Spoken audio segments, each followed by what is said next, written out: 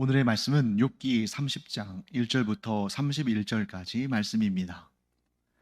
그러나 이제는 나보다 젊은 자들이 나를 비웃는구나. 그들의 아비들은 내가 보기에 내 양떼를 지키는 개 중에도 둘만하지 못한 자들이니라.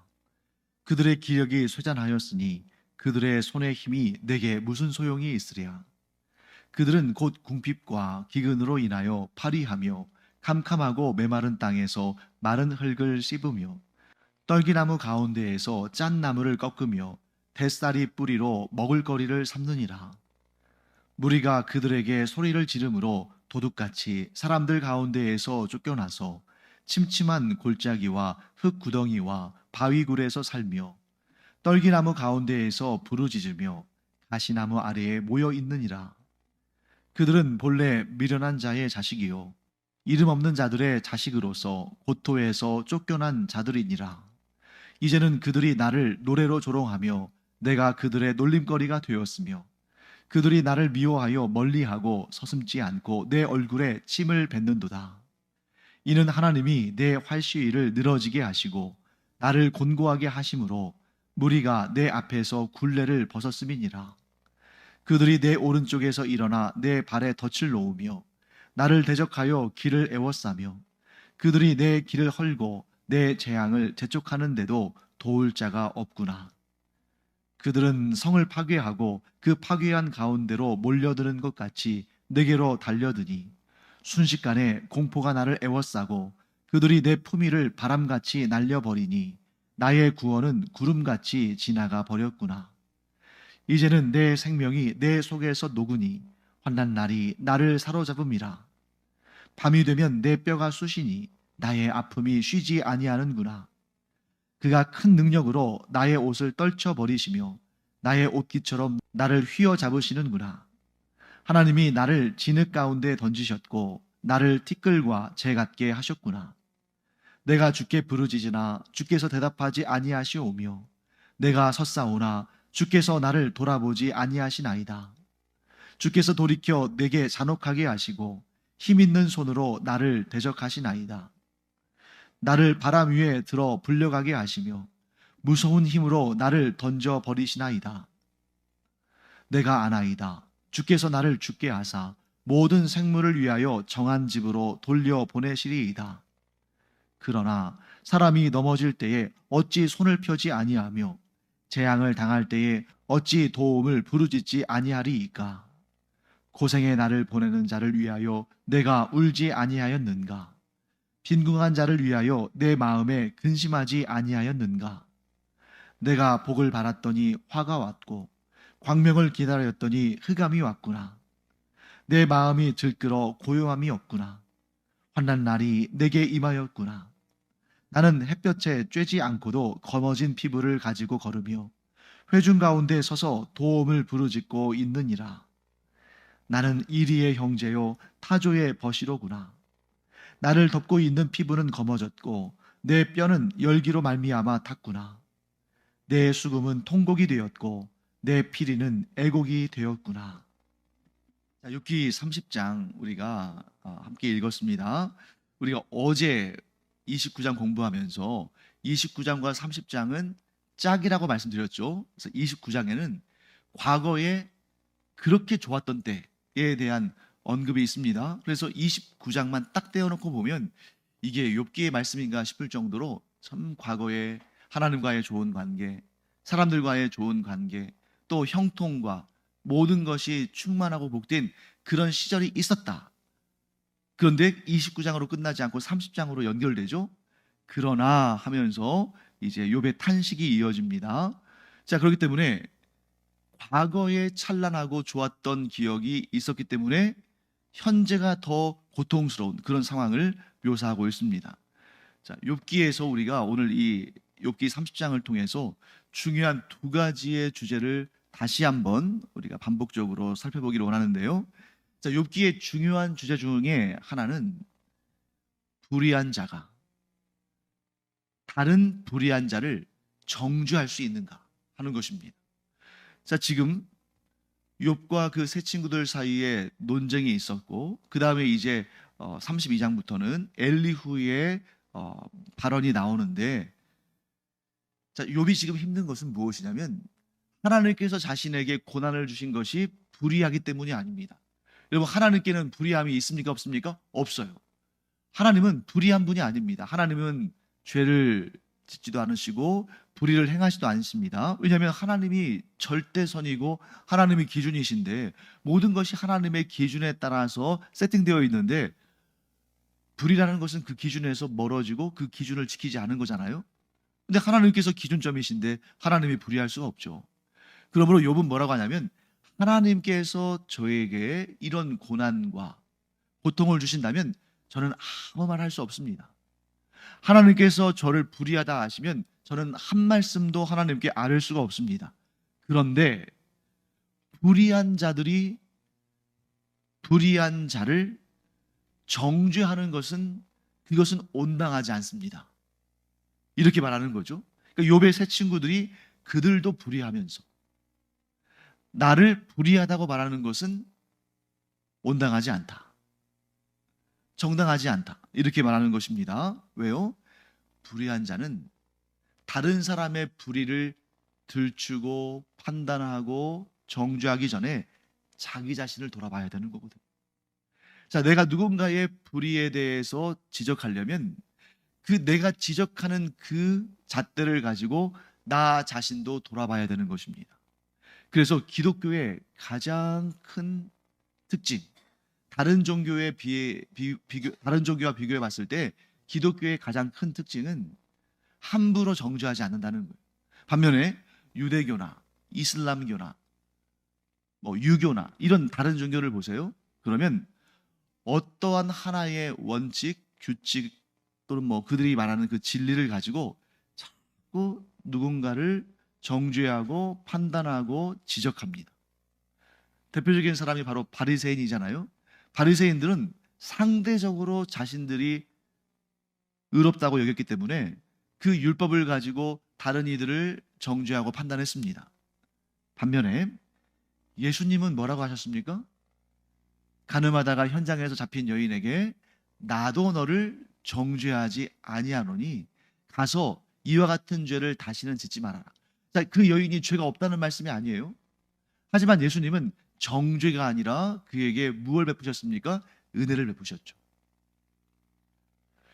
그러므로 우리는 어떤 존재냐면, 우리는 의로운 존재가 아니라 불의한 자이지만 하나님의 은혜를 얻은 존재입니다.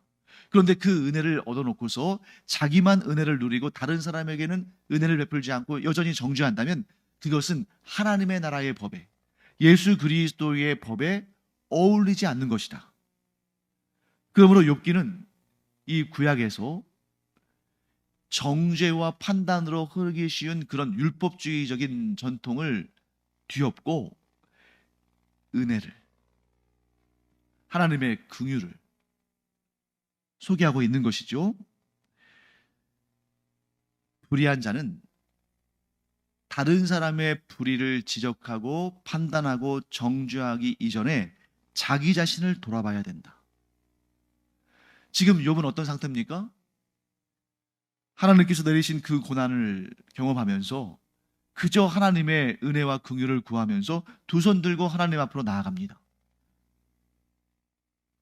그런데 그 앞에서 그를 향하여서 네가 고난을 받는 것은 하나님께서 너의 죄를 정죄하셨기 때문이다 라고 막 그를 비난하고 모욕하고 정죄하는 것은 그거야말로 불의한 일이다 하는 것을 이 욥기를 통해서 우리가 알게 되는 것이죠. 자, 그 다음에 또 한 가지 주제는 뭐냐면, 모든 고난은 하나님께서 내리시는 것이지만 모든 고난을 다 하나님의 징계라고 볼 수는 없다. 자, 어떠한 고난도 하나님께서 허락하지 않으시면 우리에게 올 수 없습니다. 그러나 그런 고난이 모두 다 하나님이 내리신 징계라고 볼 수는 없다 하는 것입니다. 자, 여기에서는 우리가 조금 논리적인 구조를 봐야 될 텐데요. 자, 만일 모든 고난이 하나님이 내리시는 징계라면, 즉 고난은 하나님께서 불의한 자에게 내리신 징계라면 어떻게 돼야 되냐면 이렇게 돼야 됩니다. 더 큰 불의를 행한 자에게는 더 큰 고난을, 그보다는 덜 불의한 자에게는 보다 작은 고난이 주어져야 돼요. 이게 바로 인과응보의 법칙이죠. 그러므로 모든 고난이 하나님이 내리시는 그 불의에 대한, 죄에 대한 징계라면 당연히 큰 불의를 행한 자에게는 큰 재난이, 작은 불의를 행한 자에게는 작은 재난이 임해야 되는데, 이미 우리는 알고 있지 않습니까? 욥이 하나님 앞에서 완전하다고 말할 수는 없지만 사람들 사이에서 비교해 볼 때는 그들보다 훨씬 더 의로운 자이고 훨씬 더 하나님 보시기에 공의를 행한 자 아닙니까? 그렇다면 어떻게 돼야 됩니까?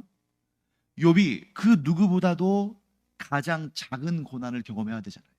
그런데 지금 현재 욥도 알고 그 친구들도 아는데 욥이 당하는 고난은 이 세상을 살아가는 사람들 가운데에 가장 극심한 고난 가운데 하나 아닙니까? 이것은 하나님께서 펼쳐놓으신 그 잠언의 인과응보의 법칙과는 완전히 반대가 되는 거죠.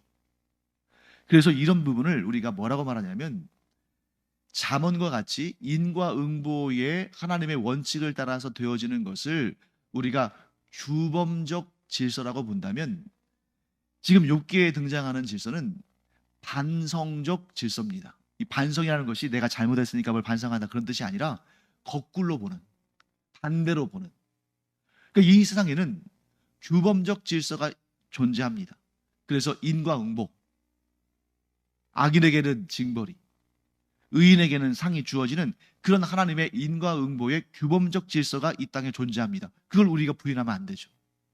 그런데 그것만으로 되어진 것이 아니라 반성적 질서, 꼭 그렇지만은 않은. 자, 그런 대표적인 경우가 바로 욥이죠. 다른 사람들보다, 이 시대의 다른 사람들보다 상대적으로 의로운. 그런데 하나님께서 이 욥기를 우리에게 주시면서 욥에 대해서 뭐라고 평가하셨냐면 그와 같이 온전한 자를 본 적이 있느냐. 그러니까 어쩌면 우리가 그 시대의 모든 사람들을 다 보지는 못했지만 그 시대의 모든 사람들에 비해서 상대적으로는 가장 의로운 사람이죠. 근데 가장 의로운 사람이 가장 큰 고난을 겪는다는 것은 이해할 수 없는 부분이에요. 왜요? 이 세상에는 반성적인 질서도 있으니까. 그러므로 이 친구들이 하는 말처럼 욥이 고난을 당하는 것은 그가 하나님 앞에 죄를 범했기 때문이다. 불의했기 때문이다. 맞을 수도 있지만 틀릴 수도 있다는 거죠. 모든 고난은 하나님이 주시는 것이지만 그렇다고 모든 고난이 죄에 대한 징계는 아니다 하는 것입니다. 자, 그래서 그 근거들을 이제 쭉 제시합니다. 자, 바로 앞장인 29장에서 우리가 보았던 것처럼 욥은 모든 사람들에게 존경받고 또 선한 영향력을 행사했던 사람입니다. 그래서 지도자들도 또 노인들도 젊은이들도 욥 앞에 머리를 숙이고 욥을 인정하고 존경했죠. 자, 그런데 지금은 1절 말씀 보시는 것처럼 나보다 젊은 자들이 나를 비웃는구나. 자, 이 말은 정말 나이만 가지고 하는 말은 아니에요. 자, 젊다는 것은 일단 욥보다 나이 어린 사람들도 욥을 비웃는다 이런 뜻도 있지만 상징적으로는 이런 의미도 가지고 있습니다. 욥보다 의롭지 않은, 누가 봐도 욥보다 의롭지 않은 그런 자들도 욥을 마음껏 비웃는다는 것이죠. 이게 얼마나 비참한 현실입니까? 자, 여러분, 욥은 모든 사람들에게 선을 베풀었습니다. 그 내용을 우리가 29장에서 살펴봤죠. 그리고 욥이 그들에게 악을 행한 일이 있습니까? 없습니까? 없습니다. 조금이라도 악을 행하지 않으려고 욥이 무척 애를 썼고 그리고 그들에게 선을 행하려고 선한 영향력을 행사하려고 너무너무 노력했습니다. 그런데 욥은 그들에게 악을 베푼 일이 없고 악을 행한 일이 없고 선을 베풀었을 뿐이지만 지금 단지 욥이 극심한 고난을 당하고 있다는 사실만으로 사람들이 입장을 180도 바꿔서 욥을 정죄하고 모욕하고 있습니다. 자, 욥이 지금 잘못한 것이 있어요, 없어요? 없어요. 물론 욥은 하나님 앞에서 완전한 의인이라고 죄 허물이 없다고 그렇게 자신을 포장할 수는 없지만 그러나 일단 사람들에게는 욥이 죄를 짓진 않았어요. 사람들에게는 이 욥이 사람들에게 선을 행했고 선한 영향력을 행사했고 그들도 그것을 인정해서 나이 어린 사람에서부터 나이 많은 사람에 이르기까지 하인에서부터 지도자에 이르기까지 모두 욥을 존경하고 그 앞에서 일어서서 그를 맞이했습니다. 하나님 앞에서 욥만큼 바르게 산 사람이 없는 거죠. 자, 그런데 욥에게 불의를 당한 적이 없는, 욥에게 악을 당한 적이 없는, 죄악된 일을 당한 적이 없는 사람들이 지금 막 나서서 욥을 조롱하고 모욕하고 비난하고 있어요. 여기서 우리는 매우 중요한 교훈을 얻게 됩니다. 이 욥기를 통해서 우리가 얻게 되는 가장 중요한 교훈 중에 하나가 뭐냐면, 다른 사람에 대한 우리의 생각과 말과 행동을 매우 조심해야 된다. 자, 여러분, 이런 내용이 있습니다. 우리가 누군가에게 축복을 했을 때 그 사람이 그 축복을 받을 만한 상황이고 그럴 만한 자격이 있으면 그 복이 그 안에서 이루어지도록 하나님께서 역사하시죠. 그런데 하나님은 은혜가 풍성한 하나님이시기 때문에 우리가 누군가를 축복했을 때 그 사람이 그 축복을 받을 만한 사람이면 그 축복을 받지만, 그걸로 그치지 않고 그렇게 축복해 준 사람에게도 그 복의 은혜를 하나님께서 베푸신다는 거예요. 그 원리를 비난과 조롱과 정죄에도 그대로 적용할 수 있습니다. 자, 우리가 어떤 사람이 죄를 지었을 때에 그 사람의 죄에 대해서 정확히 판단하고 정죄한다면 그 정죄가 그에게 이루어질 거예요.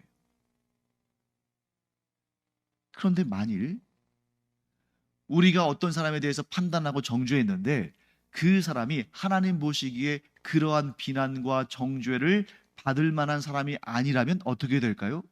아주 등골이 오싹해질 정도로 두려운 일이죠. 그게 누구에게 돌아옵니까? 자기 자신에게. 자기 자신에게.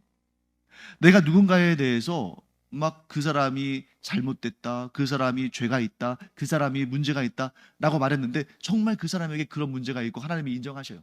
그러면 하나님께서 공의를 이루실 것입니다. 하지만 그에게 그런 죄가 없다면 우리가 그에 대해서 판단하고 그에 대해서 악한 말을 하고 그에 대해서 무언가 악한 일을 행했다면 그것이 우리에게 그대로 돌아올 수 있다는 것을 우리가 이 욥기의 말씀을 통해서 알게 되는 거죠. 그렇기 때문에 우리는 축복하는 일은 빨라야 됩니다. 하지만 판단하고 정죄하는 일은 더뎌야 돼요. 우리가 축복하는 일은 가볍게 생각하고 해도 됩니다. 아니, 어쩌면 입버릇처럼 축복해도 괜찮아요. 그런데 판단하고 정죄하는 일은 매우 신중해야 된다. 예수님께서도 너를 정죄하지 않는다고 말씀하셨는데 우리가 앞장서서 정죄하는 사람이 된다면 바리새인들과 다를 바가 뭐가 있을까? 사랑하는 성도 여러분, 그렇다고 해서 우리가 진리를 눈 감고 하나님의 말씀을 따라서 세상을 판단하는 일을 중단해서는 안 됩니다. 어딘가에 죄가 있다면 그것이 죄라는 것을 밝혀야 되고 그 죄를 뿌리 뽑아야 되고 그 죄가 퍼지지 않도록 우리는 가라지를 뽑는 심정으로 그렇게 이 세상에서 주님께서 맡겨주신 진리를 수호하고 의를 행하고 하는 일을 해야겠죠. 하지만 그것이 혹여라도 근거 없는 판단, 의인에 대한 정죄가 되지 않도록 우리 매우 신중해야 된다. 그것은 좀 늦어도 괜찮다. 사랑하는 성도 여러분, 우리는 축복하기에는 빠르고 정죄하기에는 신중하고 느린 그러한 우리가 되기를 간절히 축원합니다. 예.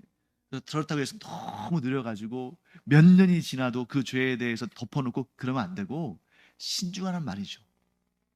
정죄를 하는 일은 신중하고 축복하는 일은 얼마든지 빠르게 해도 좋다 하는 것을 이 욥기를 통해서 우리가 교훈을 얻게 됩니다. 자, 그리고 이제 오늘 이 욥기의 이 30장의 주제를 우리가 볼 거예요. 아주 중요한 주제가 등장하는데 두 가지를 보겠습니다. 우리 11절 말씀 먼저 볼까요? 이는 하나님이 내 활시위를 늘어지게 하시고 나를 곤고하게 하심으로 무리가 내 앞에서 굴레를 벗었음이니라.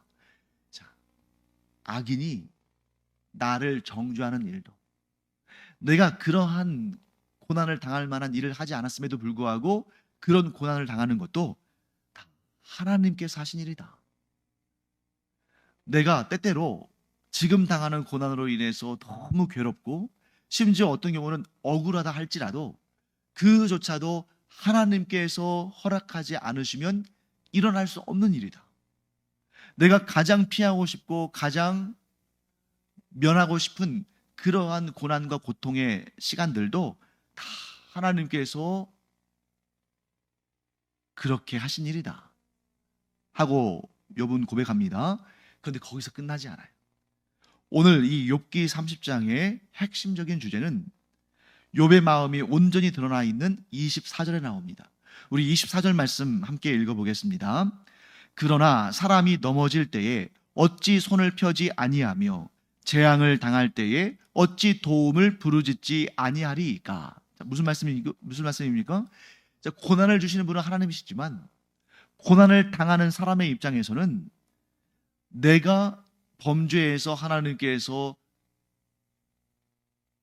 재앙을 내리시든 혹은 내가 연단되어지고 내가 더 성숙한 그리스도인으로 더 하나님 앞에 보시기에 더 거룩한 그런 정금 같은 그릇이 되도록 하나님께서 이런 고난의 시간을 주시든 어떤 경우든 간에 고난과 재앙 앞에서 사람은 하나님의 도우심과 하나님의 은혜를 간구하며 부르짖을 수밖에 없는 거 아닙니까?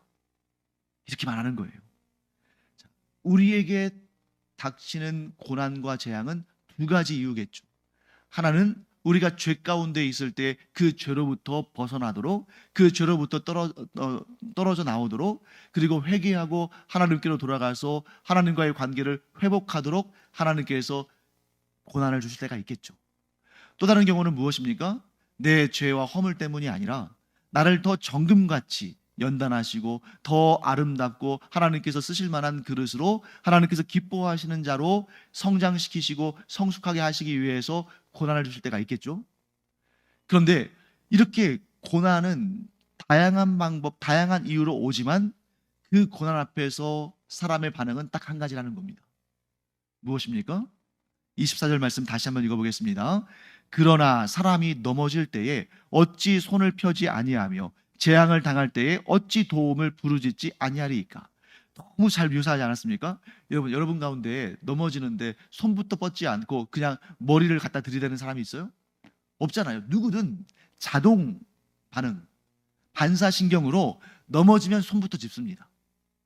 또 재앙을 당할 때에 그 재앙이 내 죄 때문인지 아니면 하나님의 연단하시는 과정인지 우리는 잘 알지 못해요. 때로는 이 두 가지가 섞여 있기도 합니다. 그러나 어떤 상황이든지 간에 재앙과 고난과 어려움이 닥칠 때에 우리는 오직 하나님께 부르짖으며 기도할 수밖에 없습니다. 왜요? 우리는 연약한 존재니까. 그리고 하나님은 우리를 향해서 긍휼이 크시니까. 아무리 큰 죄인이라 할지라도 그 결정적인 순간에 하나님을 찾으며 하나님께 부르짖으면 하나님께서 응답하신다 하는 그 믿음이 있으니까.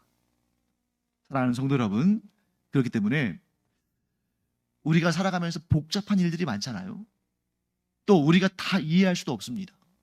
지금 내가 당하는 고난과 이 어려움과 슬픔과 고통이 원인이 무엇인지 우리 다 알 수가 없어요. 욥도 그렇지 않습니까? 욥이 지금 왜 계속해서 이렇게 길게 탄식합니까?